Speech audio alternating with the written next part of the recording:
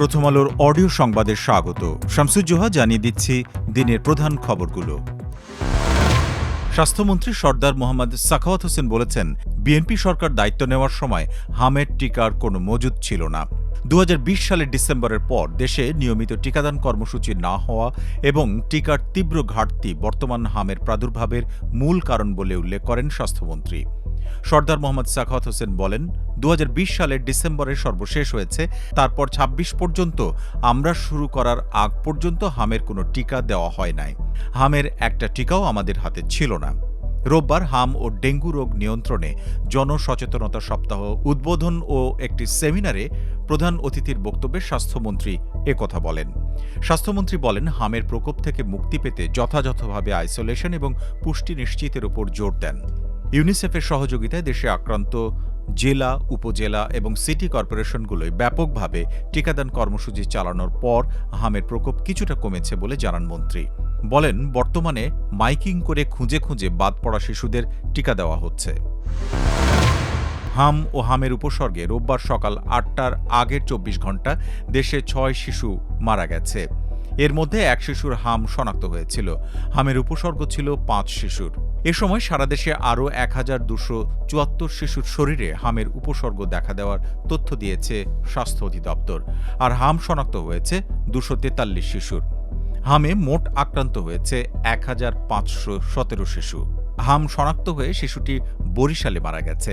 আর হামের উপসর্গে ঢাকায় ৩, সিলেটে ১ এবং ময়মনসিংহে ১টি শিশু মারা গেছে। রোববার স্বাস্থ্য মন্ত্রণালয়ের হাম বিষয়ক প্রতিবেদনে এ তথ্য জানানো হয়েছে। এ নিয়ে গত ১৫ মার্চ থেকে হাম ও হামের উপসর্গে মোট ৪৫৯ শিশুর মৃত্যু হয়েছে।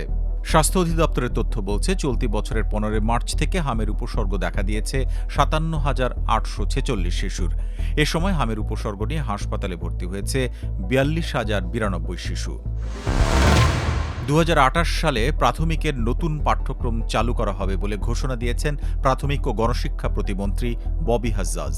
ময়মনসিংহে অবস্থিত জাতীয় প্রাথমিক শিক্ষা একাডেমির ন্যাপ সম্মেলন কক্ষে রোববার দুপুরে আয়োজিত অনুষ্ঠানে প্রধান অতিথির বক্তব্যে তিনি একথা বলেন। প্রতিমন্ত্রী বলেন, আপনাদের কাছে আমি ঘোষণা করছি ২০২৮ সালে প্রাথমিকের নতুন পাঠ্যক্রম চালু করব। ২০২৭-২৮-এর ভেতরে আমাদের শিক্ষকদের এই নতুন পাঠ্যক্রমে প্রশিক্ষিত করা হবে। প্রাথমিক শিক্ষা ব্যবস্থায় দেশ অনেক জায়গায় পিছিয়ে আছে মন্তব্য করে প্রতিমন্ত্রী ববি হাজ্জাজ বলেন, এটাকে এগিয়ে নিয়ে যাওয়ার জন্য প্রত্যেকটা প্রচেষ্টাকে আমি স্বাগত জানাই। রাজধানীর ২ এলাকায় পৃথক পৃথক সড়ক দুর্ঘটনায় ২ জন নিহত হয়েছেন। রোববার সকালে যাত্রাবাড়ির শনির আখড়া এবং দুপুরে শ্যামপুরের ধোলাইপাড় এলাকায় এসব দুর্ঘটনা ঘটে। নিহত ব্যক্তিরা হলেন মোটরসাইকেল আরোহী মোহাম্মদ সাজিদ হাসান এবং ভ্যান চালক মোহাম্মদ শফিকুল ইসলাম।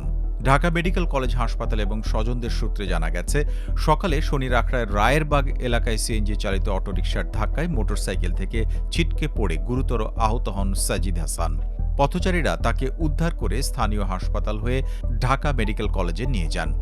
পরে জরুরি বিভাগের ওয়ান স্টপ ইমার্জেন্সি সেন্টারে চিকিৎসাধীন অবস্থায় বেলা ১১:৪২ চিকিৎসক তাঁকে মৃত ঘোষণা করেন। অন্যদিকে বেলা ১:৩০টার দিকে শ্যামপুরের ধোলাইপাড় জালালাবাদ হামিদা সিএনজি পাম্পের সামনে দ্রুতগতির একটি অটো মিশুকের ধাক্কায় একটি ভ্যান উল্টে যায়। এতে ভ্যানের নিচে চাপা পড়ে গুরুতর আহত হন মোহাম্মদ শফিকুল ইসলাম। পরে তাকে উদ্ধার করে ঢাকা মেডিকেল কলেজে নেওয়া হলে বেলা ২:৩০টার দিকে চিকিৎসক তাকে মৃত ঘোষণা করেন। এই ছিল এখনকার মতো প্রথম আলোর অডিও সংবাদ। শুনুন আমাদের ইউটিউব চ্যানেল, ফেসবুক পেজ এবং ওয়েবসাইট prothomalo.com-এ।